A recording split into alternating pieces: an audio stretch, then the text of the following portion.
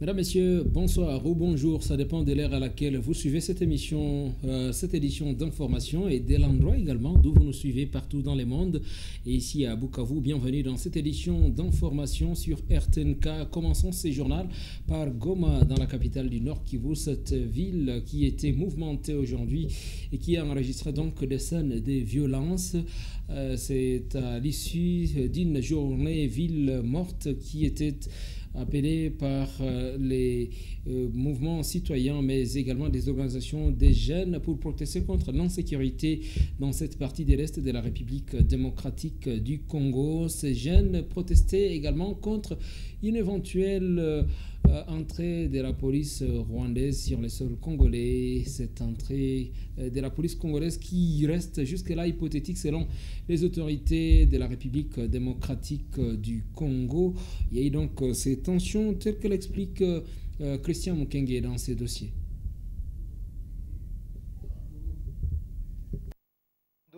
Les manifestations a été organisée dans presque tous les quartiers.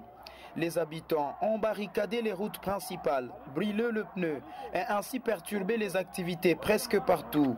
Nombreux indiquent avoir répondu à l'appel de la société civile et de mouvements citoyens pour dire non à l'insécurité devenue monnaie courante dans cette partie de la ville, mais aussi s'opposer à l'entrée de la police rwandaise pour lutter contre la criminalité dans la ville de Goma. Sur place, ces échauffourées ont été également caractérisées par des jets de pierres côté manifestants et l'utilisation du gaz lacrymogène par la police pour les disperser. 2 cas de morts sont enregistrés de deux côtés, dont déjà un policier et 2 manifestants. On signale également un enfant en tenue bleu et blanc, blessé. Dans son message à la population, le maire de Goma, le colonel François Kabea, rassure que la police rwandaise n'est pas à Goma. La police rwandaise n'est pas à Goma, n'est pas ici chez nous. S'il y a des gens qui connaissent là où se trouve cette police-là, qu'ils viennent nous dire que nous avons vu la police rwandaise à Goma à tel endroit. Il n'y a pas la police rwandaise à Goma. Mais officiellement, la police rwandaise n'est pas dans nos murs, en tout cas pas dans la ville de Goma. Je demande à la population d'évacuer librement à ses occupations pendant cette période de festivités. Quand la population ne sort pas, donc c'est un manque à gagner et pour la famille, les enfants et pour la société inutilement. Cette manifestation est intervenue après les indignations de plusieurs internautes au sujet de cette éventuelle entrée de la police rwandaise sur le sol congolais. Cette manifestation est intervenue après les indignations de plusieurs internautes au sujet de cette éventuelle entrée de la police rwandaise sur le sol congolais. Pendant ce temps, l'inspecteur général de la police, le général Dieudonné Amouli, a indiqué que l'armée rwandaise n'est pas sur le sol congolais. Quelques jours après, c'est Patrick Mouyaya, ministre des Médias et porte-parole du gouvernement, qui a rejoint les propos de l'inspecteur général de la police. Merci Christian Mukenge. Pour le moment, l'air est au bilan. L'armée congolaise dans cette partie, le Nord Kivu donc, indique que 2 personnes ont donc perdu la vie lors de ces violences. Il s'agit des 2 policiers selon Sylvain Ekenge, le général Sylvain Ekenge qui est le porte-parole du gouverneur militaire de la province du Nord Kivu. Il n'en est pas question, c'est plus d'aider selon la lutte pour les changements Lucha Nord Kivu qui indique avoir compté au moins 4 personnes parmi lesquelles un policier, un bébé qui a été atteint par une balle, lui et sa maman. Et la maman qui se trouve dans une formation hospitalière de Ndosho, près de chez lui, près donc de chez cette famille. Il y a également un maçon, mais également un motard, selon toujours la Lucha Nord Kivu. Et dans la province du Sud Kivu, regardez ces images ici à Bukavu, ces militaires qui ont commencé à faire des patrouilles dans la journée de ce lundi, depuis tôt le matin, ici à Bukavu, des éléments des forces armées de la République démocratique du Congo étaient visibles dans plusieurs coins de la ville de Bukavu, sur les ponts chauds de la ville, comme par exemple à la place de l'Indépendance, vers Fever, à la place Moulamba, vers la place Monzihirwa, à Essence Major Vango et Panzi, où des militaires étaient visibles et lourdement armés. Un mouvement inhabituel qui a donc paniqué la population et les commentaires commençaient à aller dans tous les sens. Contacté par Radio-Télévision Goma Kivu pour savoir les mobiles de cette forte présence militaire dans la ville de Bukavu, les porte-parole de la 33e région militaire, les lieutenants-colonels Louis-Claude Chimwang a rassuré à la population que ce sont des dispositifs militaires pour la sécurité des personnes et de leurs biens tout au long de cette période de festivités de fin d'année. Le lieutenant-colonel Louis-Claude Chimwang, joint par RTNK.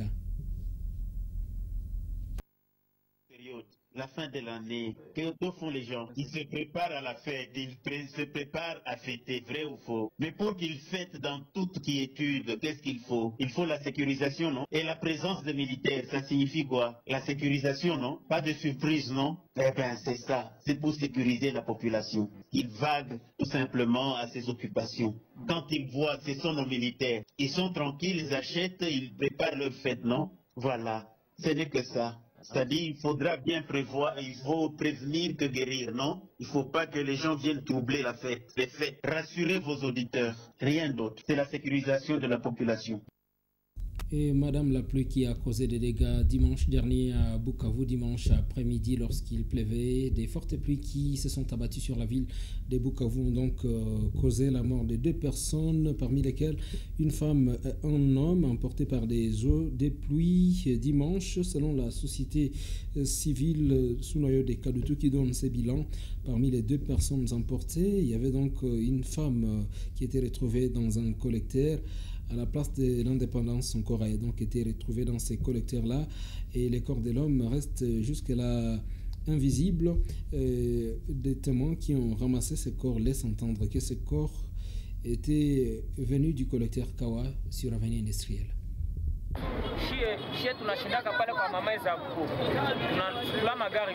Nous passons la journée chez maman Isabuko. Nous lavons le voiture. Mais quand la pluie tombe, c'est un grand souci car il pleut là en haut, mais ici non. Et par malchance, nous avons trouvé cet enfant dans ces caniveaux. Il est descendu jusqu'ici. On a vu des mamans autour de nous. Nous nous sommes dit, on fait comment? On s'est pris les mains, on l'a fait sortir de ces caniveaux. Vous voyez comment on est sale? On l'a couvert de pagne, mais bon, on n'y peut rien. Demandons s'il y a ses familiers qui peuvent le connaître, qu'ils viennent le prendre. On a trouvé ce corps à 11 h. On s'est dit qu'on ne peut pas laisser ces corps dans ces caniveaux. C'est par charité qu'on l'a fait, c'est ainsi que nous sommes. Et cette mauvaise nouvelle, la ville de Bukavu, une bonne partie de la ville de Bukavu sera privée en eau potable jusqu'au 22 décembre prochain.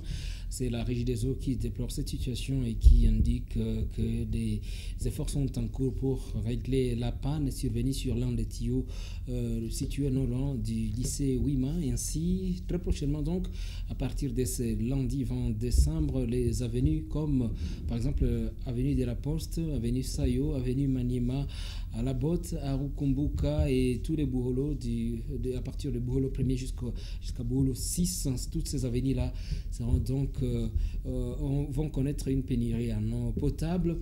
La Régie des eaux a fait la ronde dans toutes ces parties avec les journalistes ce lundi pour constater les dégâts et a promis ainsi donc de réparer dans un plus bref délai. C'est un reportage d'Eric Chocolat, Charmant Chifoliro, rendu par Judine Sadiki. Sur place, de l'eau qui devrait desservir les centres-villes et une partie de la commune de Kadutu coule dans les caniveaux et une petite quantité se déverse sur les chaussées. Une des conséquences des constructions anarchiques et des maisons érigées au-dessus des installations de la Régie des eaux sur les collines du lycée Wima, indique la Régie des eaux. Pour les chefs de maintenance réseau au sein de la Régie des eaux, Toriceli Bazichoula qui s'indigne de cette façon de construire qui met en danger leurs installations. Cette situation aura impact négatif pour plusieurs habitants de la ville. Cependant, il rassure que les travaux sont en cours et appelle les abonnés à la patience. Toriceli Bazichoula en parle. Sur le site du lycée, nous avons une conduite, la grande conduite DN400 en fonte. qui alimente le centre-ville. Cette conduite est en détresse, il y a fuite. Et le site, c'est un site où le sol est en mouvement tectonique de sol. À tout moment, on intervient. Et maintenant, une fuite a surgi, encore une fois. La conséquence, c'est que le centre-ville va souffrir de manque d'eau. Parce que quand il y a une fuite, et puis sur une grande conduite comme celle-ci, nous sommes obligés d'isoler et de commencer à intervenir. Nous devons fouiller afin de déterminer la nature de la fuite. Et cela va nous orienter sur la manière de pouvoir intervenir. Ici, je disais tout le centre-ville, il y a une partie de Kadout aussi, c'est-à-dire la grande partie d'Ibanda. Je prends la Botte, je prends avenue de la Poste, je prends avenue Sayo, je prends avenue Manima, c'est-à-dire tout le coin là jusqu'au fond, à Moumba. Pas plus tard qu'à la fin du mois de novembre dernier, un autre tuyau de la régie des eaux était abîmé par certains jeunes inconscients et enfants de la rue de Founou, provoquant ainsi une pénurie d'eau dans plusieurs coins de la commune de Kadoutou. On parle politique à présent avec ce lancement dimanche, le 19 décembre dernier, d'un mouvement politique dénommé Front Katombiste pour la démocratie et le développement, FKDD en sigle, avec la vision de faire adhérer massivement à la vision du soutien à Moïse Katumbi Chapwe. La cérémonie de lancement officiel de ce mouvement politique pour soutenir Moïse Katumbi a eu lieu donc dimanche ici à Bukavu. C'est un reportage que vous rendez en Lietmachi. Avec comme devise ta décision, ma décision changera les Congos, ce mouvement katumbiste travaillera aux côtés du parti Rassemblement des Katumbi et d'autres organisations et mouvements proches de cet homme politique. En quoi les responsables de FKDD, Shinda Nokoko Pierre, la particularité de leur mouvement est la promotion des valeurs katumbistes et vise surtout à ce que dans chaque parcelle, il y ait un katumbiste. Nous sommes également engagés pour que chaque ménage dans la province qu'il ait au moins un ou deux katumbistes. Nul ne peut contester aujourd'hui que la personnalité politique est crédible et capable d'apporter un changement durable se trouve dans l'ensemble pour la République. Pourtant, on ne peut pas se satisfaire des avancées obtenues jusqu'ici. Il nous reste à fournir beaucoup d'efforts pour gagner démocratiquement les élections présidentielles, législatives nationales, provinciales et communales, en mettant en place différentes stratégies favorisant le bien-être de la population congolaise. Face à ce constat, l'association FKDD, dont les visionnaires et le professeur Francis Soki va travailler pour le bien-être socio-économique de la population sud-kivusienne, en poursuivant la vision de l'autorité morale de l'ancien pour la République Moïse Katumbi Chapwe.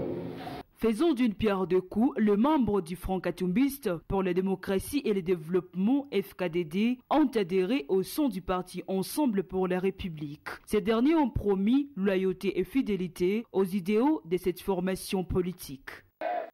Et les membres du syndicat national des assistants et chefs de travaux SINACA en sigle ont été à l'école du savoir cette semaine par l'intersyndicale du Sud Kivu. Ils ont appris des bonnes manières pour revendiquer, mais aussi des méthodes pour mener une action syndicale, une occasion de renforcer leurs capacités et connaissances justement bas. Cette formation, selon le président intersyndical du Sud Kivu, Padi Lugano, vise à donner des notions essentielles à ces nouveaux syndicalistes. À cette occasion, Padi Lugano est revenu sur ce que doit faire un bon syndicaliste en canalisant ses revendications. Pour le syndicat ici présent, ils doivent se battre pour mener à bon port une action afin que l'employeur qui est le pouvoir congolais puisse améliorer leurs conditions de vie et de travail. Le membre de son syndicat, afin qu'il puisse être à même de mener les actions syndicales au niveau de la province. De sa part, la présidente du SINACA Sud Kivu, Brigitte Akonkwa, indique que cette formation est inscrite dans les soucis de recycler les membres de son syndicat. Pourquoi nous avons tenu à organiser une formation sur les principes de base du syndicalisme. Alors nous avons vu que c'était important de faire cela parce que c'est vrai que nous sommes appelés à mener des actions, à travailler pour l'intérêt de travailleurs, des assistants et des chefs de travaux. Mais nous devons savoir qu'est-ce que nous devons faire, qu'est-ce que nous sommes censés faire, comment est-ce que nous pouvons nous y prendre. C'est pourquoi il a été important pour nous de pouvoir organiser cette formation. Cyclé parce que nous tous, nous avons des connaissances dispersées par rapport au syndicat et au syndicalisme. Mais il a été important de pouvoir chercher comment recadrer, comment structurer ces connaissances que nous avons. Rappelons que le SYNACAS est un nouveau syndicat engagé à défendre les droits des chefs de travaux et assistants de la RDC.